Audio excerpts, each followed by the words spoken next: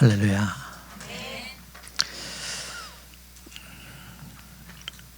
예수님 믿기 쉽습니까?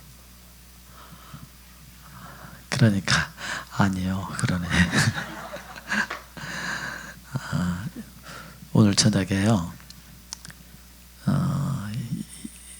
왜 그렇게 어려울까? 오늘 저녁에 예수님 믿는 게 대단히 쉽고 또 예수님 믿는 게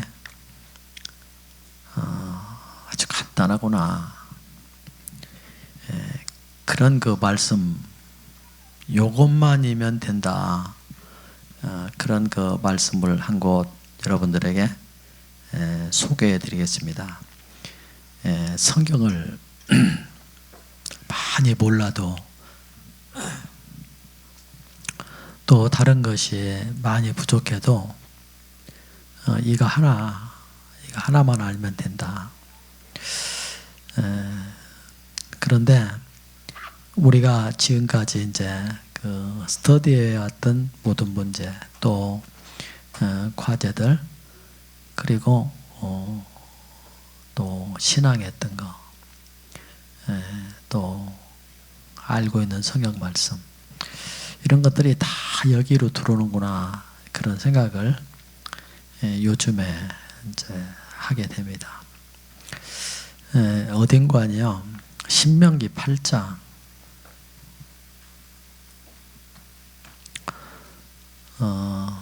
1절서부터 쭉 그러는데요. 8장 전체가 그렇습니다. 신명기, 이 신명기는 대단한 책이죠. 그래서 신구약의 모든 비밀이 이 신명기에 다 들어가 있습니다. 2절부터 한번 다 같이 읽어보실까요? 2절 3절 2절 3절 신명기 8장 1절서부터 다인데 거기서 2절 3절 말씀 이렇게 쉽게 얘기한다고 했으니까 한번 다 같이 합독하시겠습니다. 네 하나님 여호와께서 이 40년 동안에 네게 광야길을 걷게 하신 것을 기억하라. 이는 너를 낮추시며 너를 시험하사 네 마음이 어떠한지 그 명령을 지키는지 지키지 않는지 알려 하심이라. 너를 낮추시며 너를 줄이게 하시고 또 너를 알지 못하며 네 조상들도 알지 못하듯 만나를 네게 먹이신 것은 사람이 떡으로만 사는 것이 아니요 여호와의 입에서 나오는 모든 말씀으로 사는 줄을 내가 알게 하려 하심이니라. 아멘.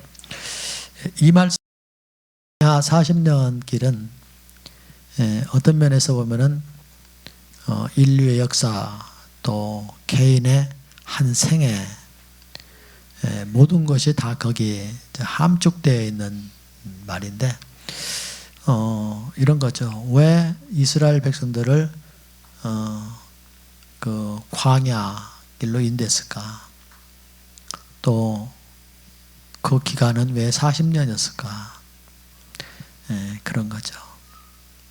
그랬더니 뭐라고 얘기하는 거니? 너를 낮추고 너를 시험해 보고 그래서 네 마음이 어떤지 네 마음이 어떤지 여호와의 명령을 지키는지 아니 지키는지 알려 하심이라. 요거요 요거. 그래서 우리 그 본성 문제나 또 정상적인 그리스도인의 생활이나 자아 파쇄와 우리의 그 영의 해방이라든가 이런 모든 것들도 다 이거요. 여기 이 길을 걷게 하시면 하나님이 뭐라고요? 우리를 낮추시고 또 우리를 시험하시고 연단하시고 그렇게 해서 하나님을 어떤 상황에서든지 하나님을 잘 섬기나 안 섬기나 이거 보려고 그래서 하나님 잘 섬기게 하려고 주님이 이 길을 가게 하신다. 성경을 보면 그래요. 여러분들이 이제 노마서를 보면은 노마서 4장에는 이제 아브라함에 대한 얘기하잖아요. 창세기에도 이제 나오는. 근데 아브라함에게 16절에 보면은 그가 자기 몸이 죽은 줄 알아요. 아는데도 믿음이 약해지지 않고 하나님의 말씀을 붙들고 그렇게 했어요. 하나님의 말씀을 붙들고 어떻게 했느냐? 그러니까 이렇게요. 히브리서 12장 2절에 보면은 믿음의 주요 온전케 하시는 주님을 바라봤다. 믿음을 가지고 하나님의 말씀을 붙잡고 하나님을 바라보면서 살았다. 바라보면서. 그래서 2절에 보면은 바라보고 또 3절에 보면은 생각하라.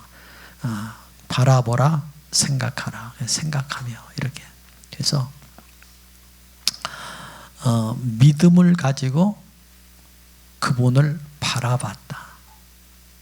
항상 바라보는 거예요. 항상. 그거 하기 위해서 아브라함도 하나님이 그 길을 인도하셨죠. 그러면서 그 길 가운데서 아브라함도 낮추시고 또 때로는 시험도 하시고 이렇게 하면서 인도했죠. 여러분과 저도 마찬가지예요. 그래서 오늘 여기 말씀 딱 붙잡고 여러분들도 항상 믿음을 가지고 하나님을 바라보며 어떠한 상황에서든지 주님의 명령을 지켜 사는데 왜 주님이 이러시나 그러걸라 주님이 나를 낮추시고 나를 시험하시기 위해서 이러는구나. 내게 합당하지 아니한 모든 것들을 다 뽑아내고 주님의 것으로 채우시기 위해서 그러시는구나. 이렇게 여러분들이 믿으면 돼요. 지난번에 이제 그런 얘기 했죠. 지난번에 무슨 얘기 했어요? 이런 얘기 했습니다. 십자가의 죽음과 그 부활에 대한 얘기를 하면서 이런 얘기 했죠.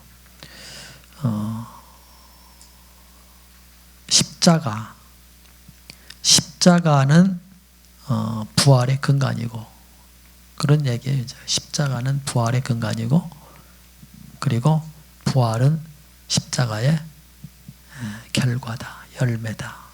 그래서 십자가 없는 부활 없고 부활 없는 십자가 없어요. 근데 그것이 이렇게 떨어져 있는 게 아니라 하나예요. 하나. 그래서 여기 이런 말씀을 가지고 어떻게 써요? 주님 안에 거하라. 그러면 주님이 내 안에 거하리라. 이런 얘기했죠. 그래서 그 거함, 주님 안에 거함을 얘기를 할 때 주님이 내 안에 거함의 근간이고 또 내가 주님이 내 안에 거하는 것은 내가 주님 안에 거하는 뭐라고요? 결과다, 열매다 이랬습니다. 그런데 여기 이것을 이제 이론적으로 이렇게 떼어놨죠. 이렇게 떼어놨는데 사실은 이게 하나요. 하나. 주님 안에 거하면 주님이 내 안에 거하고 주님이 내 안에 거해 있으면 내가 주님 안에 거해 있는 거예요. 이게 하나예요. 하나. 그래서 제가 이제 말씀을 하면서 여러분들에게 좀 이해를 돕기 위해서 요한복음 15장 4절 말씀과 갈라디아서 2장 20절 말씀을 이렇게 하면서 사실 요한복음 15장 4절의 말씀은 주님 안에 거하는 것에 강한 그 액센트를 넣었다면 오늘 갈라디아서 2장 20절은 어디다가 액센트를 제가 이제 준 거 아니? 우리 안에 오셔서 살아주시는 예수님. 거기에 액센트를 넣었어요. 그러나 보세요. 요한복음 15장 4절도 무슨 얘기를 해요? 네가 내 안에 거하라. 내가 내 안에 거하리라. 두 개 얘기를 다 하죠. 그죠? 두 얘기를 다 해요. 하나의 얘기예요. 그게 하나. 그런데 갈라디아서 2장 20절도 이 말씀을 여러분들 가만히 생각해 보시고 파스해 보세요. 이 말씀도 그 주님 안에 거함과 주님이 내 안에 거함에 대한 얘기를 동시에 하고 있어요.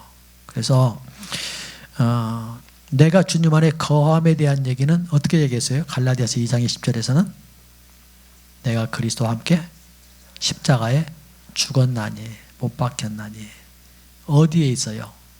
주님 안에 있어. 그래서 그 부분을 얘기하고 있고 그렇게 될 때 뭐라고요? 주님이 내 안에 와서 살아주시는. 그래서 그 요한복음 15장 4절이나 이 갈라디아서 2장 20절의 말씀이 다 얘기를 하고 있어요. 그래서 이것은 하나의 얘기를 하고 있다. 그래서 여러분들이 내가 거해야지. 그렇다고 거할 수 있는 거 아니죠? 이미 십자가를 통해서 주님이 우리를 그 안에 품으셨죠. 거하게 하셨죠. 네. 그거 믿는단 말이에요. 그거 믿고 난 다음에 또 뭐요? 주님이 내 안에 오셔서 사신다. 이렇게 이것을 떼놓고 얘기해서는 안 된다. 이것은 하나다. 동전의 양잎과 같고 손의 손바닥과 손등과 같은 게 하나의 얘기다. 그런 얘기입니다. 자, 그런 맥락에서 오늘 말씀을 생각해 보세요. 신명기 8장의 얘기는 여러분들이 집에 가서 좀 읽어보고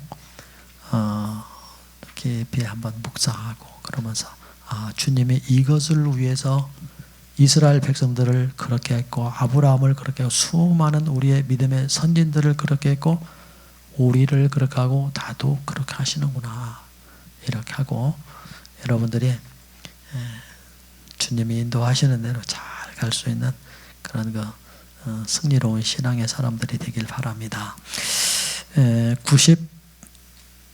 96쪽입니다. 96쪽.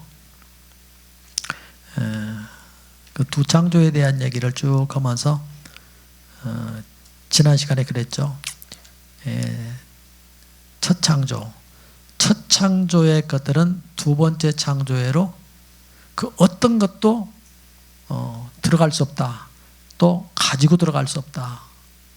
용납이 안 된다. 그런 얘기했죠. 그러면서 그것을 정리하는 게 뭐라고요? 예수님의 십자가와 부활이다. 십자가와 부활이다. 그래서 옛 창조의 모든 것들은 십자가로 다 처리하시고 새 창조는 뭘로 시작된다? 부활로 시작된다. 부활을 기점으로 해서 시작이 된다. 그런 얘기를 했습니다.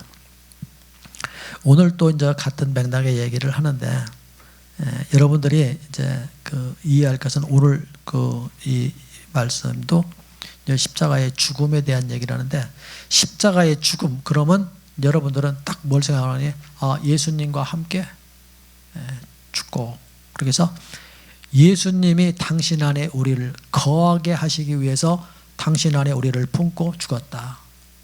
거하게 하시려고. 그리고 그렇게 하시고 거하라 했다. 주님이 거하게 하신 다음에 거하라 하셨다. 이게 항상 신앙의 패턴이라고 그랬죠.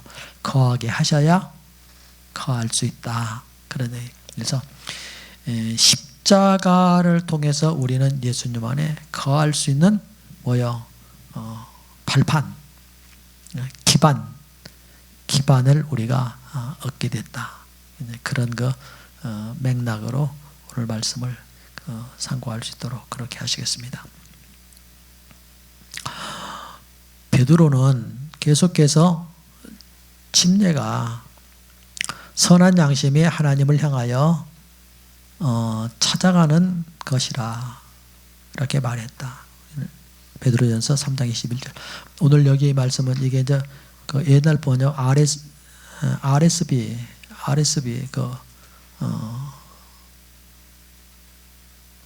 개역 성경을 그대로 이제 썼습니다. 그런데 오늘 여러분들이 그 성경을 보면은 뭐라고 했다고요? 오늘 그랬다고요? 하나님을 향하여 우리의 선한 양심이 뭐 하는 거라? 간구하는 거라. 간구하는 거라. 그렇게 얘기를 한다고 앞에서 얘기를 했었죠.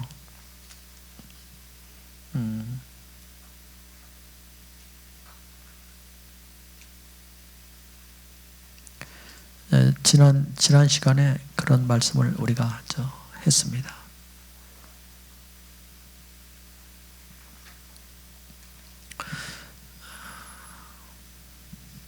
자, 뭐라고 얘기를 한 거 아니에요? 이렇게 얘기했어요. 그 부분만 21절에 이게 이제 후반부 얘기인데, 이렇게 얘기를 했습니다. 이는 육체에 더러운 것을 제하여 버림이 아니요 하나님을 향한 선한 양심의 간구니라. 하나님을 향한 선한 양심의 간구다. 이렇게 세례가 육체에 더러운 것을 제해 버림이 아니요 하나님을 향한 선한 양심의 간구다 이랬는데, 그 하나님을 향한 선한 양심의 간구라는 얘기를 개역 성경에서는 선한 양심이 하나님을 향하여 찾아가는 것이다, 그렇게 얘기를 했다고 했습니다. 그 찾아가는 것, 그것을 간구하는 것 이렇게 갖고, 또 오늘 여기서는 이렇게 또 주석을 다뤄줬네요. 대답하는 것이다. 세례는 선한 양심이 하나님을 향하여 대답하는 것이다. 응답하는 것이다. 이렇게. 이게 무엇라고 이제 응답하느냐 하는 얘기죠. 만일 누가 우리에게 묻지 않는다면 우리는 답할 필요가 없는 것이다. 만일 하나님이 뭐라고 말씀하시지 않는다면 우리는 답할 필요가 없는 것이다. 그러나 하나님은 이미 말씀하셨고 십자가로 말미암아 우리에게 이미 말씀하셨다. 십자가로 말미암아 그분은 우리에게 우리와 세상의 옛 창조, 세상과 옛 창조 그리고 옛 왕국에 대한 심판을 알려주셨다. 아멘. 옛 세상, 옛 창조, 옛 왕국에 대한 심판을 뭘로요 알려줬다고요? 십자가로 알려줬다. 십자가로 이미 알려줬다. 십자가로 옛 세상을 뭐 했다는 거예요? 심판했다는 거예요. 심판했다. 정리했다. 십자가는 단지 그리스도 개인에 속한 개인적인 십자가가 아니다. 우리는 전에 그렇게 생각했어요. 십자가를 생각하는데 이것은요 예수님의 개인적인 십자가로 생각을 하며 신앙했어요. 그런 신앙이 어떤 신앙이고 하니, 나를 위해서 주님이 십자가에 못 박혀 죽으셨습니다. 십자가에 주님이 못 박혀 죽으심으로 내 죄 용서받고 나 구원받고, 이렇게 나는 그 십자가 밖에 있었고 예수님의 십자가를 바라보면서 그냥 객관적으로 그렇게 막연하게 그렇게 신앙을 했어요. 그랬는데 그 십자가를 우리가 알고 보니까 개인적인 십자가가 아니라, 예수님의 개인적인 십자가가 아니라 그 십자가는 만유를 포함한 십자가요. 아멘. 뿐만 아니라 당신과 나를 포함한 공동의 십자가다. 이 십자가, 예수님의 그 십자가가 내 십자가고 예수님의 그 죽음이 내 죽음이고, 그것이 나를 포함한 공동의 십자가. 나가 줄 지세요. 십자가는 만유를 포함한 십자가요. 당신과 나를 포함한 공동의 십자가다. 하나님께서 이미 우리 각 사람을 그분의 아들 안에 두셨고, 그분의 아들 안에 두셨고, 그분의 아들 안에 두셨고, 그분 안에서 우리를 십자가에 못 박으셨다. 자, 거기에 우리가 이제 모두에 얘기했습니다마는 하나님께서 이미 우리 각 사람을 그분의 아들 안에 뭐 했다? 그 말을 다른 얘기로 말하면 거하게 하셨다. 그런 얘기죠. 그죠? 거하게 하셨다. 여러분과 나를 예수님 안에 거하게 하셨다. 근데 거함에 대한 얘기를 계속 하니까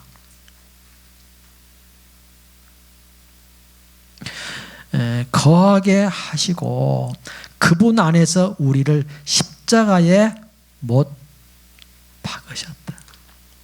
예수님이 죽으셨는데 그 예수님의 죽음이 예수님 개인의 죽음만이 아니라 또한 나의 죽음이요, 우리의 죽음이요, 만유를 포함한 십자가였다. 자, 여기 줄 치세요. 마지막 아담 안에서 오늘 그 마지막 아담에 대한 얘기는 성경에서 보면 오직 한 곳에만 얘기하고 있는데 고린도전서 15장 45절 이하에 오늘 그 마지막 아담에 대한 얘기를 했습니다. 그 마지막 아담은 예수님이죠. 마지막 아담 안에서, 예수님 안에서, 그러니 안에서 마지막 아담, 그래서 아담이라고 했는데 아담의 모든 것들을 다 짊어진 예수님의 모습을 마지막 아담이라고 했습니다. 그분은 이미 첫 아담의 모든 것을 청산하고 완전히 일소하셨다. 뭘로요? 십자가로. 첫 아담의 모든 것들을 다 청산했다. 그때 여러분과 나는 그 첫 아담 안에 있었고, 그 첫 아담 안에 있는 모든 그 것들을, 모든 저주, 모든 것들을 다 주님이 마지막 아담으로 오셔서 해결하셨다. 그런 얘기죠. 나는 옛 창조에 대한 하나님의 판결, 거기에 줄 치세요. 나는 옛 창조에 대한 하나님의 판결에 대해서 어떻게 응답해야 하는가?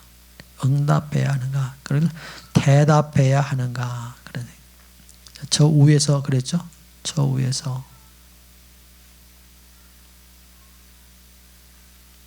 이런 얘기를 했습니다. 묻지 않는다면 답할 필요 없죠.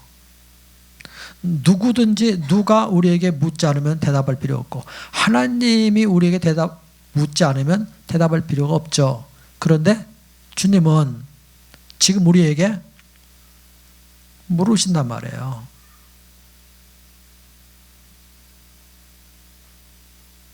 하나님의 판결에 대해서 너는 어떻게 생각하느냐, 이렇게. 십자가에 대해서 어떻게 생각하느냐, 이렇게 주님이 물어보신단 말이에요. 그러니까 우리는 대답할 수밖에 없죠. 나는 옛 창조에 대한 하나님의 판결, 이 판결이 십자가의 판결입니다. 그 판결, 저 위에서 얘기하면 뭐 세례 뭐 이런 거죠. 판결에 대해서 어떻게 대답해야 하는가. 자, 침례를 요청하는 것이 나의 응답이 되어야 한다. 주님의 옛 창조에 대한 하나님의 판결에 대해서 너는 어떻게 대답해야 되냐? 그러니까 세례를 요청하는 것, 세례를 요청해야 된다는 거예요. 세례를 요청하는 것이 나의 대답이 돼야 된다. 그런 얘기입니다. 세례를 주세요. 세례를 받겠습니다. 왜 그런가? 로마서 6장 4절에서 바울은 침례는 곧 장사하는 것이라고 해석했다. 예, 로마서 6장 4절을 한번 보죠. 그러므로 우리가 그의 죽으심과 합하여 세례를 받음으로 그와 함께 장사되었나니.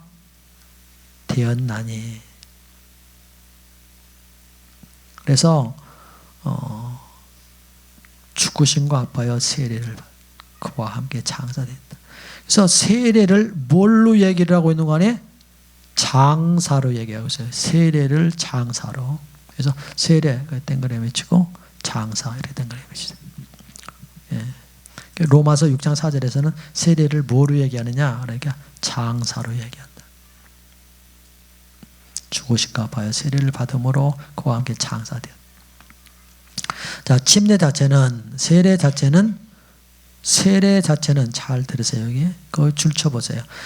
네, 침례 자체는 죽음이나 부활이 아니다. 침례 자체는 죽음이나 부활이 아니다. 사실은 그 침례가 이 둘을 다 포함하고 있죠. 죽음과 부활. 그죠? 물속에 들어가는 것을 죽음이라고 한다면 물속에 나오는 것을 부활로. 그런데 오늘 여기는 잘 들으세요. 그래서 침례 자체는 죽음이나 부활이 아니다. 그러나 침례가 장사이기 때문에 그 6장 4절에서 침례가 장사이기 때문에 침례는 죽음과 부활과 서로 연관이 있다.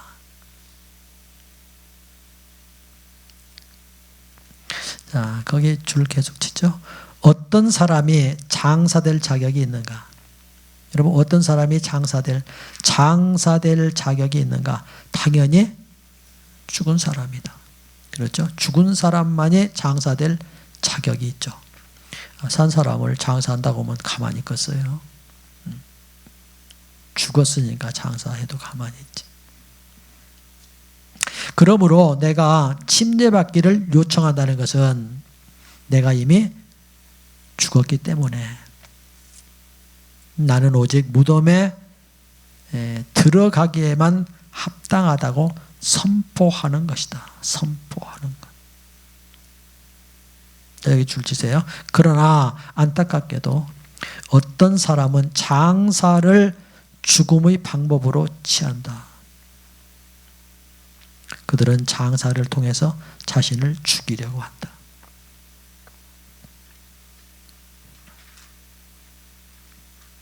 좀 이제 말이 좀 이상하게 막 꼬이는데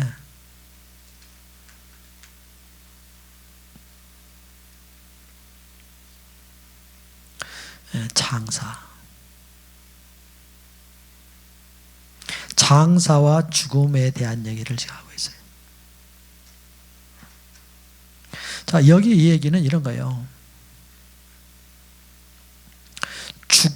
죽음이 있어야만이 장사하는 거죠. 죽음이 먼저고 장사가 나중이죠. 그죠? 그런데 어떤 사람들은 어떠하니 장사가 먼저고 죽음이 나중으로 그렇게 그런 방법을 취하려고 한단 말이에요. 우에서 지금 계속 얘기했던 대로 근간이 뭐고 그리고 결과가 뭐냐 하는 얘기죠. 오늘 여기 말씀도 똑같은 그 패턴의 그런 그 프레임입니다. 자, 장사의 결과는 뭐요? 장사의 근간은 뭐요? 죽음입니다. 죽음의 결과가 뭐요? 장사요. 열매요. 그 얘기예요. 지금 계속. 그 패턴입니다.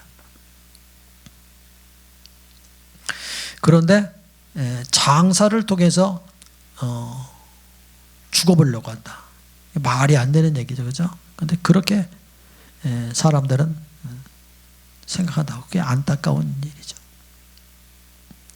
그런데 이게요. 믿음에서 똑같아요. 여기 이 그 패턴이 완전히 바뀌어야 돼요. 이게 뒤집어져야 우리가 이제 신앙에로 들어갈 수 있는데, 이게 왜 이렇게 되느냐 그러니까요. 이게 타락한 뒤로 그렇게 돼요. 타락한 뒤로 하나님의 말씀으로 듣지를 못해요. 전부. 왜요? 사탄이 뒤집어 놨어요. 어떻게 해요? 이렇게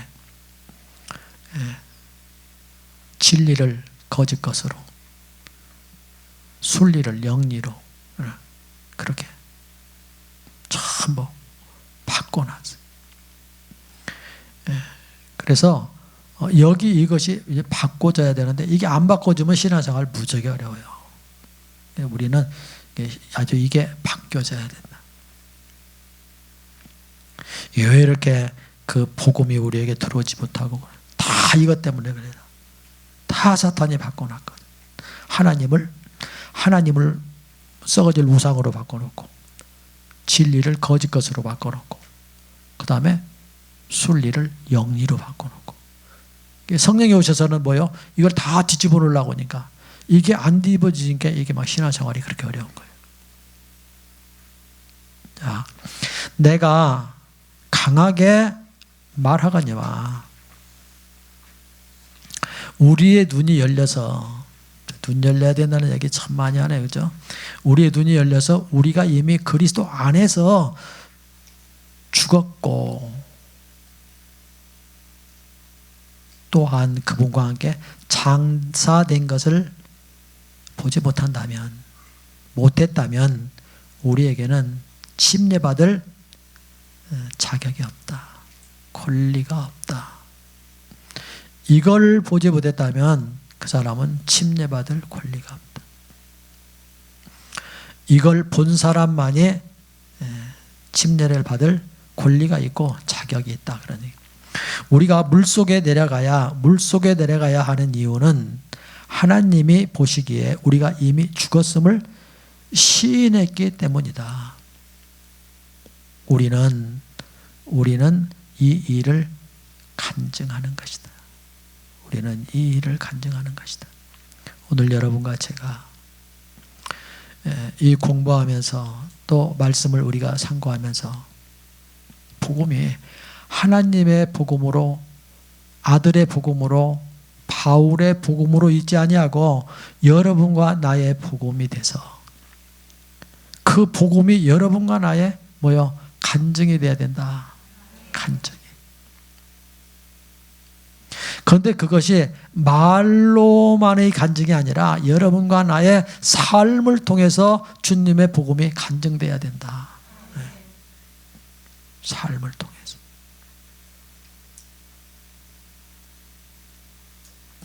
하나님의 질문은 간단하고도 명백하다.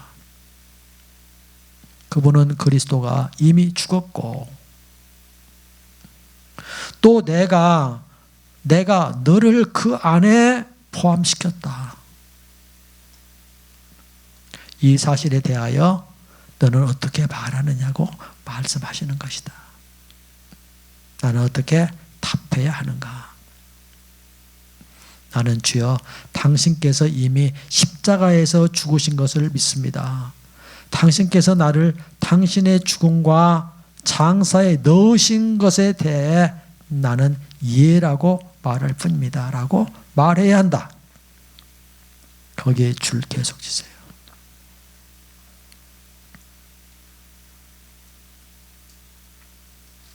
저 5에서부터 하나님의 질문은 간단하고도 명백하다. 거기서부터 쭉 이렇게 줄 지세요. 이해할 뿐이다. 라고 말해야 한다. 그분이 이미 나를 죽음과, 줄지역에서 그분이 이미 나를 죽음과 무덤에 넣으셨기 때문에, 죽음을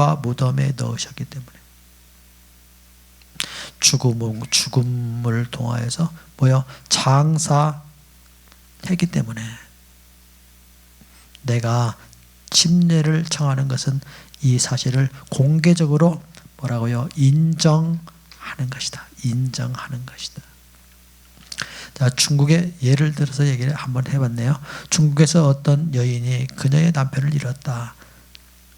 그 여자는 비통한 나머지 미쳐서 남편의 장사를 거절했다. 하루 이틀이 지나고 이 주일이 지나도록 그의 시체는 집안에 두었다. 그 여자는 그이가 죽지 않았어요. 매일 나는 그이와 대화하고 있는데요. 라고 말했다. 이 가련한 여인은 남편이 죽었다는 것을 믿지 않았기 때문에 남편을 장사하는 것을 허락하지 않았다.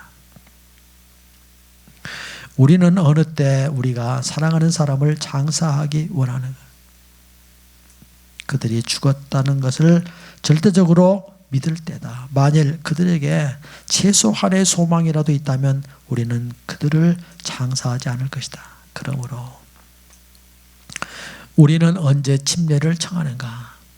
그것은 바로 우리가 하나님의 방법의 완전성과 내가 죽어마땅한 것과 하나님이 정말 이미 나를 십자가에 못 박았다는 것을 믿을 때이다. 내가 이렇게 하나님 앞에서 이미 죽었다는 것을 완전히 믿을 때 나는 침례를 청하며 이렇게 말할 것이다. 내가 이미 죽었음을 인해서 하나님을 찬양합니다.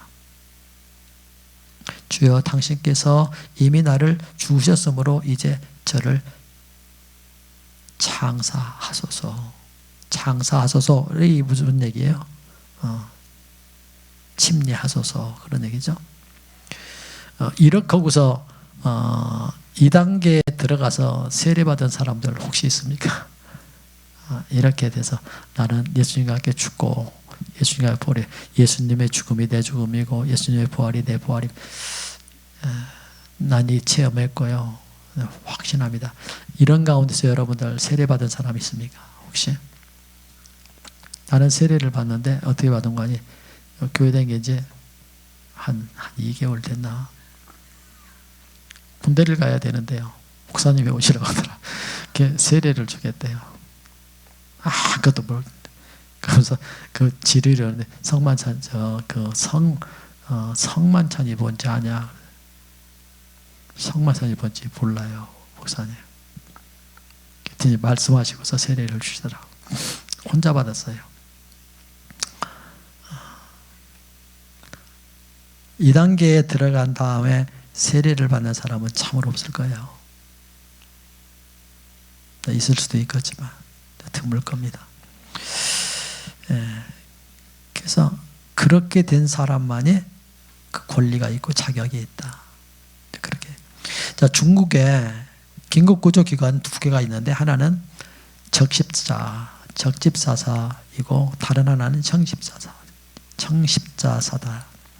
자, 적십자의 일은 전쟁터에서 부상을 입고 여전히 살아있는 사람을 간호하고 치료하는 것이다.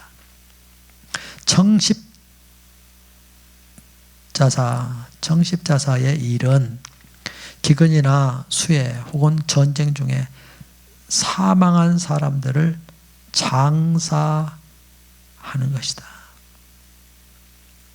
자, 우리는 그 청십자가가 위에 거고 적십자사가 뒤에 거 같이 이렇게 생각이 되는데, 그렇죠? 적십자사는 부상병들을 치료하는 그런 그 기관이고, 이 청십자사는 죽은 사람들을 장사하는 곳이래요. 그리스도의 십자가 안에서 하나님이 우리에게 대한 다루심은 적십자의 일보다 더욱 철저한 것이다. 그분은 옛 창조를 보충하고 완전하게 하려는 일을 하지 않으시다. 거기 줄 치세요.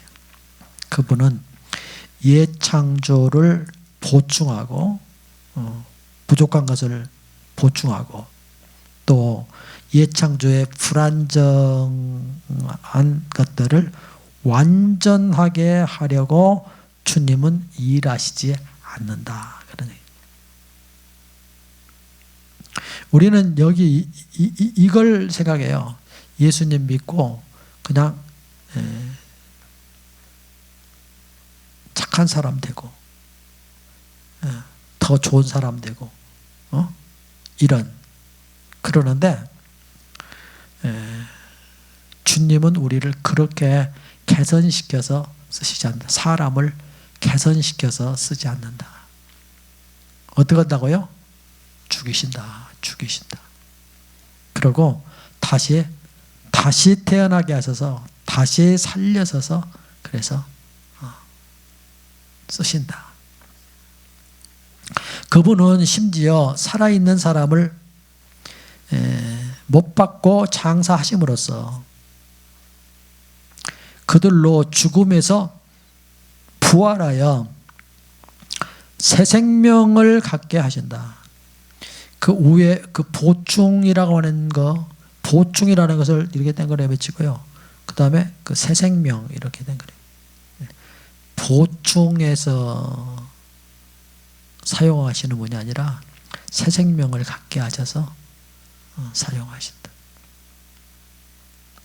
하나님은 이미 십자가에 못 박는 일을 하셨고, 하나님은 이미 십자가에 못 박는 일을 하셨고, 뭘요? 우리 개인적으로 나면 우리의 옛사람, 그렇죠? 우리 옛사람. 십자가에 못 박는 일을 하셨고, 지금 우리는 이미 죽은 자로 간주되었다. 하나님이 여러분과 나를 십자가에 못 박으셔서 뭐요? 죽은 자로 하나님이 여러분과 나를 간주했다는 거예요. 간주했다.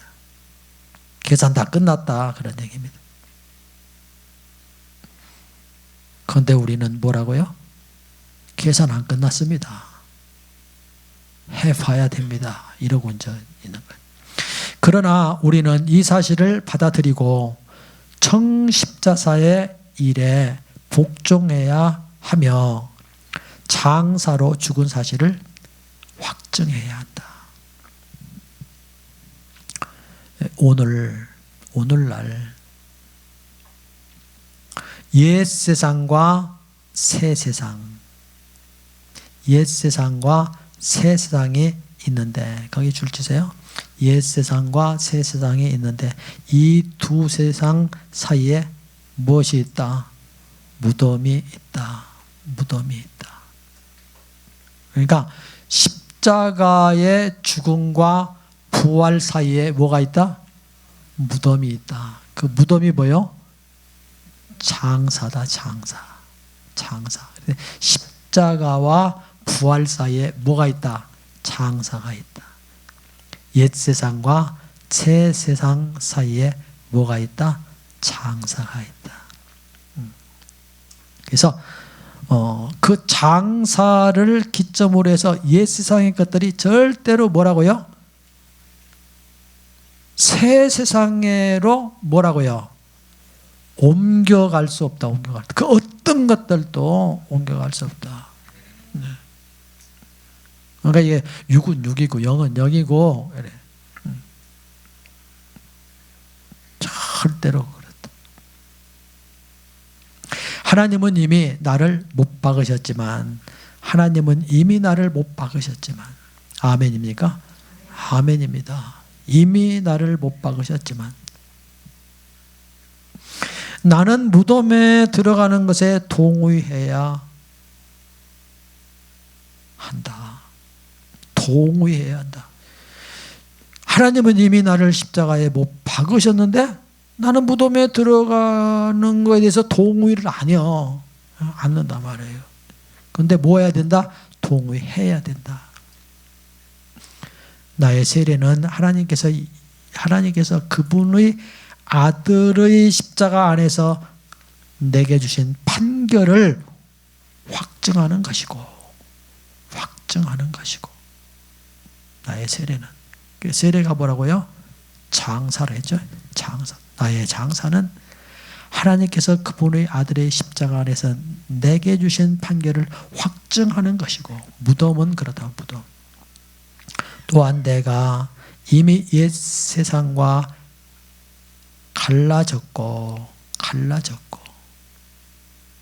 이미 갈라졌고 지금은 새 세상에 속한다는 것을 확인하는 것이다. 그러므로 침례는 작은 일이 아니다. 그것은 나의 옛생활 방식으로부터 단호하게 의식적인 구분을 짓는 것이다. 이것은 로마서 6장 2절에서 말한 바, 죄에 대하여 죽은 우리가, 죄에 대하여 죽은 우리가, 죄가 죽었어요? 내가 죽었어요? 네? 내가 죽었어요. 내가. 이 죄는 이게 원죄예요. 이게 원죄.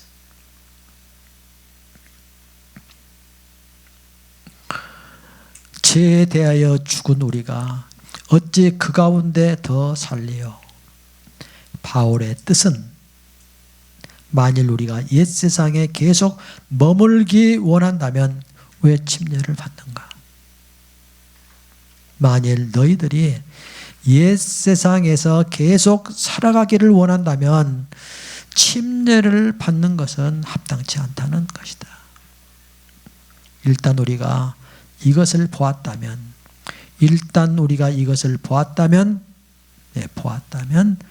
우리는 옛 창조를 장사 지내는 것에 동의함으로써 새 창조를 위한 토대를 닦게 되는 것이다. 자, 우리가 이제 다음 챕터에서 그런 얘기를 합니다만은 이거요. 우리가 주님이 우리를 물론 이제 그 태초부터의 얘기지만 십자가에 주님이 못 박히실 때 여러분과 내가 예수님 안에 있게 하셨단 말이에요. 그래서 십자가에 죽었다. 예수님의 죽음이 내 죽음이 됐다. 그래서 내가 예수님 안에 거함에 대한 얘기는 예수님의 십자가의 얘기예요. 십자가. 내 안에 거하라. 그럴 때는 우리가 뭘 생각해야 돼요? 십자가를 생각해야 돼요. 십자가. 그리고 네가 내 안에 거하라. 내가 내 안에 거하리라. 이렇게 할 때는 주님이 뭐예요? 우리가 부활에서 예수님의 부활이 내 부활이 되어 새 생명이 우리에게 임해 올 때 어떻게 되는 거 아니? 예수님이 내 안에 오셔서 살아주셔요. 예수님이 내 안에 오셔서 살아주신다. 그러니까 십자가와 부활의 사건이 이거예요. 내가 예수님 안에 거하는 사건은 십자가의 사건이고 예수님이 내 안에 오셔서 살아주시는 사건은 부활의 사건이다. 그 챕터에 대한 얘기를 다음에 설명을 하는데 오늘 여기에서도 같은 맥락의 얘기를 지금 하고 있어요. 로마서 6장 5절의 말씀도 역시 침례받은 사람에 대해서 말을 한다. 바울은 우리가 그의 죽으심을 본받아 그와 연합한 자가 되었다라고 말한다. 이것은 우리가 침례로 말미암아 상징적으로 죽음과 부활에 있어서 하나님께서 이미 우리와 그리스도 사이에 긴밀한 연합을 성취하신 것을 시인함을 말한다. 시인함. 우에서는 동의함. 저기 그랬습니다. 그 셋째 줄에 위에 셋째 줄에 동의함 땡글에 미치고요. 여기는 시인함 여기 땡글에 미치죠. 하루는 내가 한 형제에게 이 진리를 강조하려고 시도하고 있었다. 그때 우리가 차를 마시고 있었는데 나는 내 찻잔에다가 설탕을 한 덩어리를 넣고 저었다. 몇 분 후에 나는 그에게 지금 설탕이 어디에 있고 차가 어디에 있는지 알려줄 수 있습니까? 라고 물었다. 그는 그렇게 할 수 없습니다. 당신이 두 가지를 섞어 놓았기 때문에 이제는 다시 나눌 수 없게 되었어요. 라고 말했다. 이것은 간단한 예와 있지만 그로 하여금 우리가 주님 안에서 그리스도와 연합한 것이 친밀하고도 결정적이라는 사실을 깨닫게 하였다. 우리를 거기 넣으신 분은 하나님이시고 하나님의 역사는 역전될 수 없다. 하나님의 역사는 그 누구도 어디에요? 변이시킬 수 없다. 변경시킬 수 없다. 변이시킬 수 없는 설탕과 불을 가지고 예수님과 함께 연합된 것에 대해서 얘기했습니다. 그러면 사실에 있어서 이 연합은 어떤 의미를 가지고 있는가? 침례 뒤에 있는 그 참된 의미는 우리가 십자가로 말미암아 그리스도의 역사적인 죽음 안으로 잠기고 역사적인 죽음 안으로 잠기고 결국 그분의 죽으심이 우리의 죽음이 된다는 것이다. 거기 우리의 죽음이 줄치세요. 우리의 죽음이 그분의 죽음과 이같이 친밀히 연합되었기 때문에 불가분의 관계죠. 나눌 수 없는 연합, 하나 된 것 때문에 더 이상 나눌 수 없게 되었다. 우리가 거기까지 줄치세요. 우리가 물속에 잠길 때 우리는 이 역사적인 잠김 곧 하나님이 완성하신 바 그분과의 연합을 시인하는 것이다.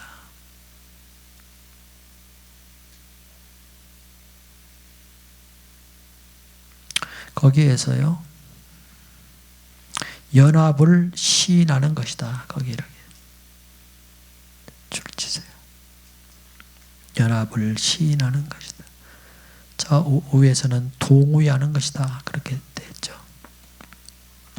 오늘날 침례 받을 때 우리가 대중 앞에서 한 간증은 바로 2000년 전의 그리스도의 죽음이 만유를 포함하고 능력 있는 죽음임을 시인하는 것이다. 그분의 능력 있고 만유를 포함한 죽음은 우리 안에 있는 하나님께 속하지 않은 모든 것을 지하고 끝내셨다. 십자가는 그런 거예요. 만유를 포함한 죽음일 뿐 아니라 우리 안에 있는 우리 옛 자아, 우리 안에 있는 옛 창조적인 것들, 그래, 우리 안에 있는 모든 것, 첫 창조에 속한 모든 것, 있는 하나님께 속하지 않은 모든 것, 그게 이제 그거죠. 우리 옛자, 옛 창조, 그런 것들을 뭐 했다고요? 제하고 끝내셨다. 뭐가요? 예수님의 십자가의 그 죽으심이, 십자가가 오늘 침례 장사가 그랬습니다. 오늘 여기까지 하겠습니다. 기도하겠습니다.